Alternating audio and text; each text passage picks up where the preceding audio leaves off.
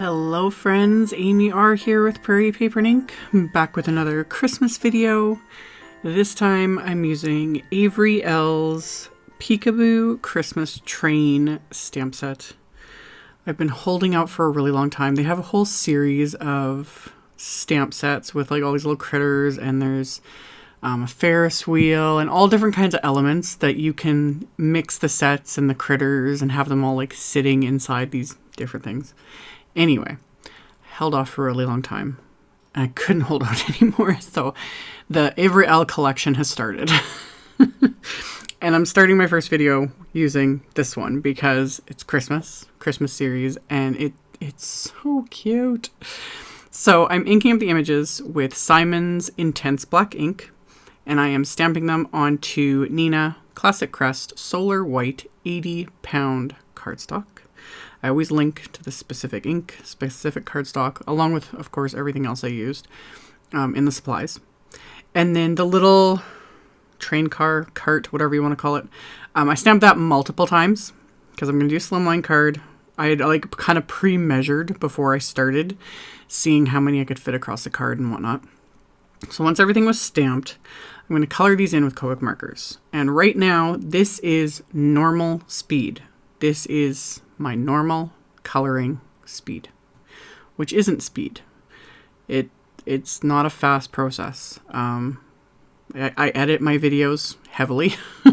Otherwise they would just be too long. And it's not the fact that like people do say, they're like, oh, I could sit, I would love to sit through.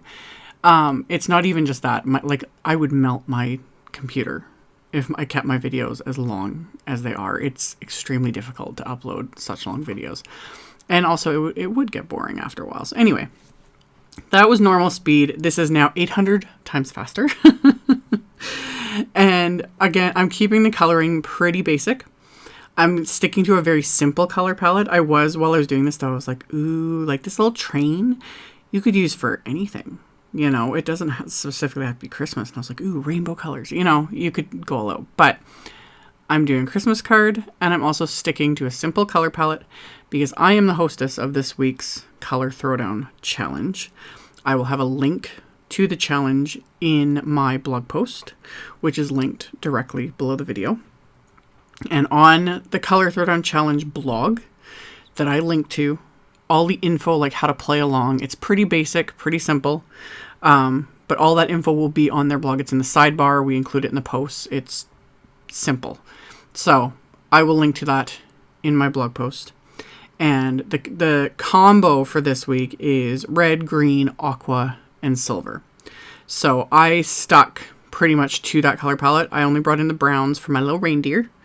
And the sack, which I could have done red, but since I was doing so much red on other things, I was like, I wanted to just do that brown, just to break it up a bit. But I went along and did my usual way of coloring with Copic markers, which is darkest to lightest. It's just what I've been doing. For me, it's easier. If you are new to coloring with Copics or alcohol markers, you have more control if you go lightest to darkest. It's easier to add depth, add darkness, etc. than it is to take it away. So I kind of recommend starting lightest to darkest and working from there. I didn't start doing darkest to lightest till I don't know when. I couldn't tell you because I've been coloring with Copics for 15 years. That's part of it too. I might as well mention that while we're watching me color super speedily. People still compare themselves like, oh, I wish I could color as good as you. I wish I could do this as good as you, or to anyone, and don't forget that I have been coloring for over 15 years, specifically with Copics. I've been coloring since I was like 2. My parents used to tell me that all the time. I would sit for hours at the kitchen table, with a box of crayons. Oh, the smell of a new box of crayons. Anyway, getting distracted. I have been coloring with Copic markers. I'm actually Copic certified back when that used to be a thing. When the paper crafters took over the Copic coloring world, in a sense. You used to be able to get like certification levels and all that stuff. I got certified. So I was like legit and able to teach if I wanted, all that sort of thing. But I guess I kind of do. I do in these videos. But don't compare, if you've never used Copic markers or if you just started out or you've only been doing it for a little while, don't compare. It never ends well. And like I've said in my Happy Mail haul videos as well, don't compare your chapter 1 to someone else's chapter 20, you know, and then on top of that, everyone has different tastes. Like, everyone has a different style of coloring too. Like, I know there's other people that haven't been coloring as long, but they take to it, and that's all they use is Copics. Like, they don't watercolor, they don't use colored pencils, like, all they use is Copics. So they concentrate on that, and they develop a style, and they do, you know, incredibly in-depth detail coloring, or other people do this incredible simple coloring that just pops. Like, everyone has a different style. So I just encourage you all to play. Find what works for you, whether it's Copic markers, you want to play with watercolor, color pencils, anything like that. Or, you know, you don't want to do coloring images. You just want to stamp solid stamps, or you do mixed media, you know. Whatever floats your boat, whatever brings you joy, that's what I encourage you to do. I'm always jumping around when it comes to coloring mediums because I like trying them all, and my two favorite are Copics and then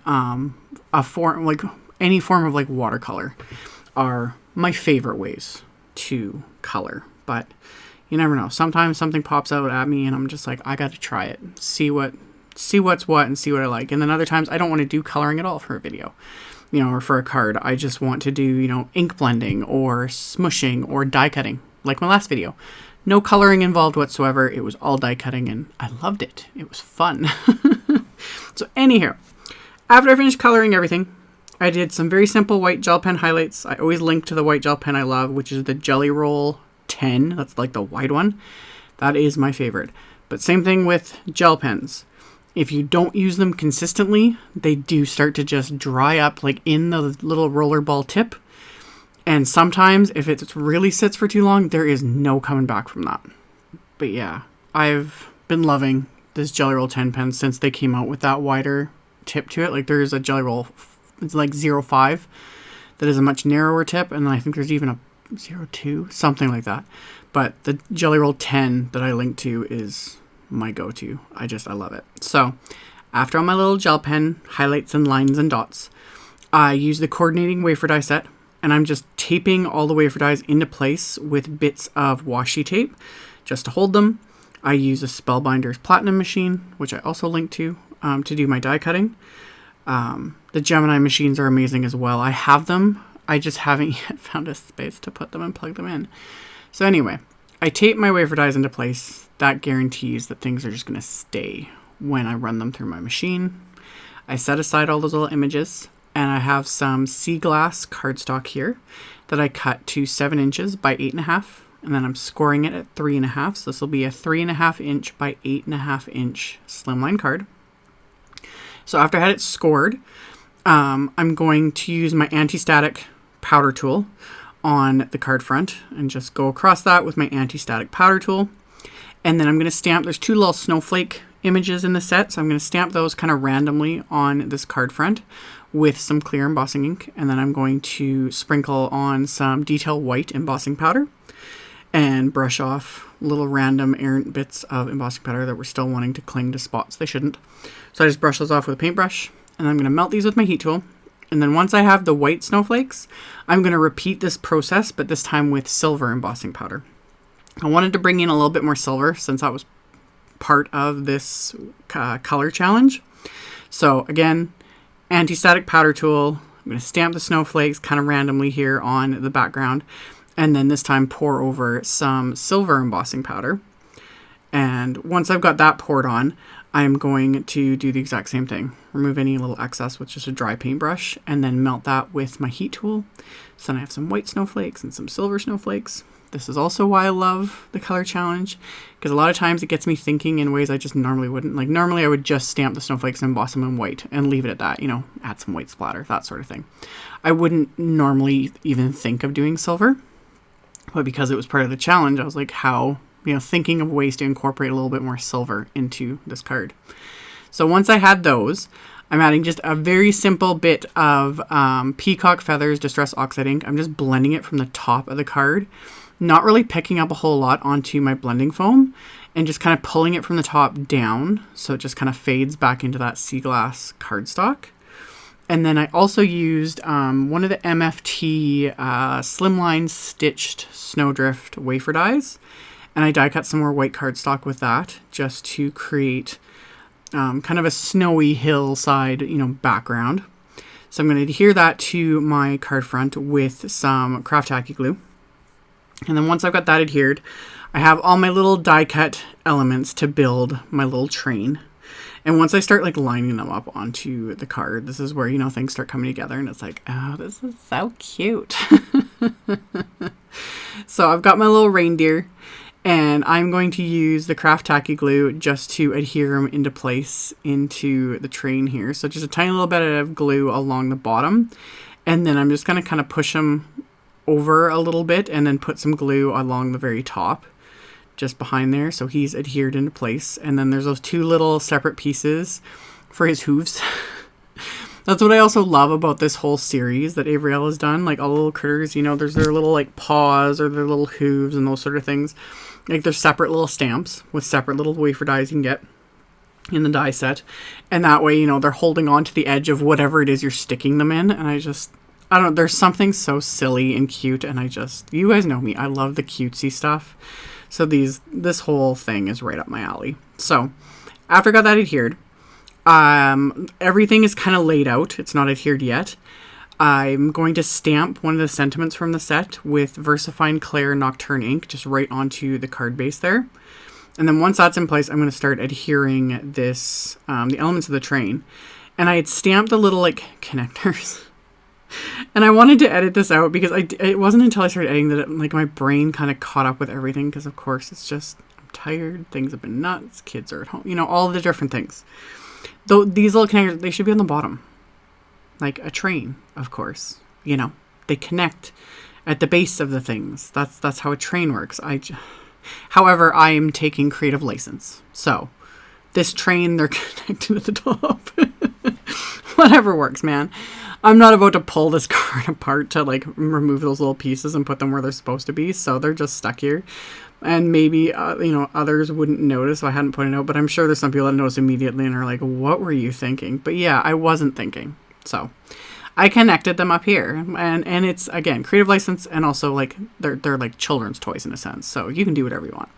So I connected all my little cars there. And then on the inside of the card, oh, I completely forgot that I had stamped and like colored the little star for the tree. So that's hanging off the edge of the card, but that's okay because the envelope I'm going to use is bigger than this card, so it'll fit just fine.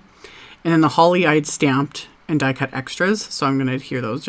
I thought it was a cute little embellishment. And then on the inside of the card, I have another little snowdrift. So I'm going to adhere that into place. And I had stamped and colored and cut out another little cart and also a couple more of those little gifts just to give the inside a little bit extra color here. So I'm going to adhere all those together. Those are going to get adhered into place.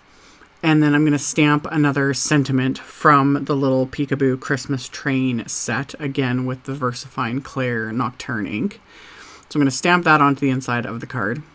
And then once that's stamped, I can adhere that little cart there into place. And then the inside is done. Technically, as always, the outside's done too. However, I wanted to add a little bit more bling. Plus, I wanted to bring in a little bit more of the silver. So I have some Studio Caudia silver foil crystals, a favorite, as well as Studio Caudia snow crystals, another favorite. I'm kind of just sprinkling these throughout like the back, like the whole card, really. That's another, I say this all the time. That's one thing I love about Slimline cards is there's more room for embellishments, aka more room for activities. So I adhered those into place with dabs of the craft tacky glue. Once those are adhered, I'm going to pair this card with one of Simon's Slimline silver envelopes. And this card is complete. It was so much fun to make. Like I said in the video, I will have a link below the video to my blog post. I'll have a supply list. I'll link to all the supplies I used. So you can check that out in the description box below the video. At the end of this one, I will also link to my 2020 Christmas card playlist because I have a bunch of videos in there so far and more are going to be added as I post them. So thank you all so much for watching and subscribing and thumbs upping and commenting. I really appreciate it, and I will see you all very soon in the next video. Bye!